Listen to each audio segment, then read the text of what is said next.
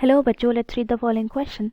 The question says, according to the mode of respiration, bacteria can be aerobic or anaerobic. Each of them is further of two types, obligate and facultative. Regarding above information, match the following columns. Column 1, column 2 and column 3. Column 1A, obligate aerobes, B, facultative anaerobes, C, obligate anaerobes and D, facultative aerobes. Column 2, 1. Respires anaerobically under normal condition but can respire aerobically when oxygen is available. 2. Respires only anaerobically. Option 3. Generally respires aerobically but switch over to anaerobic mode of respiration when oxygen becomes deficient. 4. Respire only aerobically. Column 3. 1.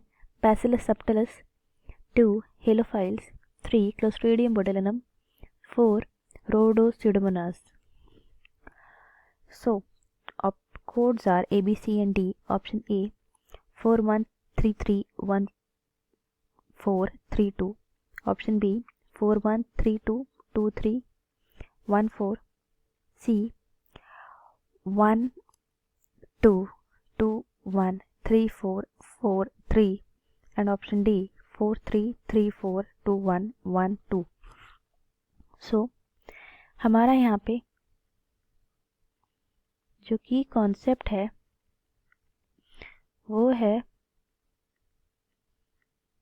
Mode of respiration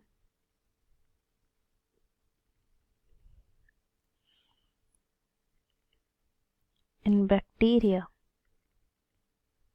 सो जो हमारा bacteria है वो किस तरह से respire करते हैं देखते हैं। Obligate aerobes. ऑब्लिगेट जहाँ पे वर्ड आ जाता है उसका मतलब होता है कि वो स्ट्रिक्टली वही टाइप का रेस्पिरेशन कर रहे हैं। सो ऑब्लिगेट एरोब है तो वो स्ट्रिक्टली एरोबिकली रेस्पायर करेगा, that is 4. So respires only aerobically और वो उनका जो हमारा एग्जाम्पल है that is bacillus subtilis,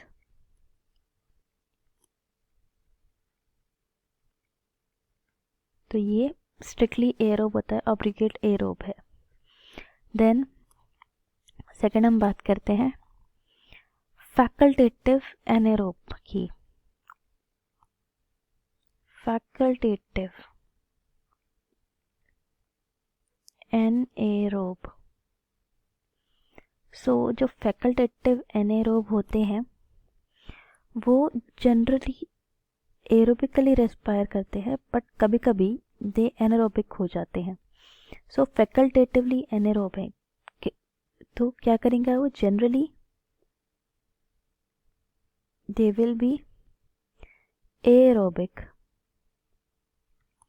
but switch over to anaerobic mode of respiration if oxygen becomes deficit। और हमारा जो फैकल्टेटिव एनाएरोब है उसका एग्जाम्पल अगर हम देखें तो वो होते हैं हमारे हेलोफाइल्स। सो इसका एग्जाम्पल हो जाएगा हेलोफाइल्स, दे आर फैकल्टेटिव एनाएरोब्स। अगर हम बात करते हैं हमारे ऑब्लिगेट एनाएरोब्स की,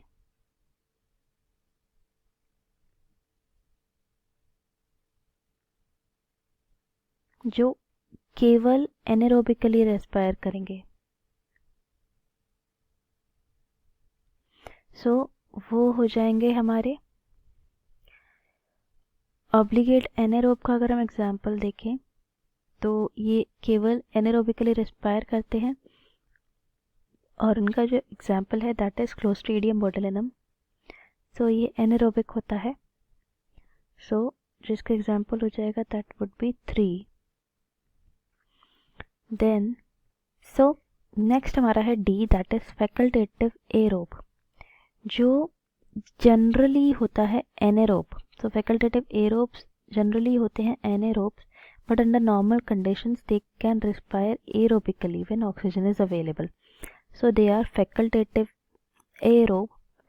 तो जो हमारे फैकल्टेटिव एरोब हैं उसका अगर हम एग्जाम्पल देखें, फैकल्टेटिव एरोब है हमारा Rhodopseudomonas.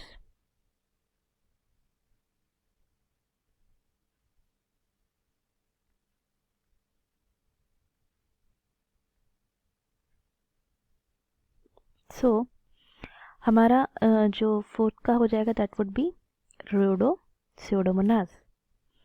सो हमारा जो यहाँ पे करेक्ट मैच है दैट इज